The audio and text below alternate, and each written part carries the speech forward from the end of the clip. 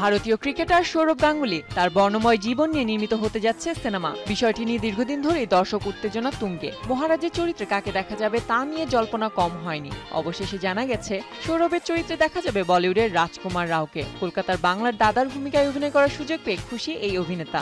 সম্প্রতি ভারতীয় সংবাদ মাধ্যমকে সৌরভের চরিত্রে অভিনয়ের বিষয়টি নিশ্চিত করেছেন তিনি নিজেই। জানা গেছে সৌরভের চরিত্রের জন্য বাংলা ভাষা শেখার প্রতি জোর দিয়েছেন। স্ত্রী পত্রলেখার কাছ থেকে বাংলা উচ্চারণ রপ্ত করার চেষ্টা করছেন। একই সঙ্গে সৌরভের ক্রিকেট জীবন থেকে শুরু করে নানা বিষয়ে পড়াশোনা করছেন অভিনেতা। মহারাজকে পর্দায় ফুটিয়ে তুলতে ব্যাটিং, বোলিং, ফিল্ডিং সহ বেশ কিছু বিষয়েও প্রশিক্ষণ নিতে হবে তাকে। মুক্তির তারিখ ঠিক না হলেও সৌরভ ও রাজকুমার এই দুই তারকার ভক্তরাই মুখিয়ে আছে সিনেমাটি দেখার জন্য। এটি পরিচালনা করবেন বিক্রমাদিত্য মোতওয়ানি, প্রযোজনা করছেন লাভ রঞ্জন।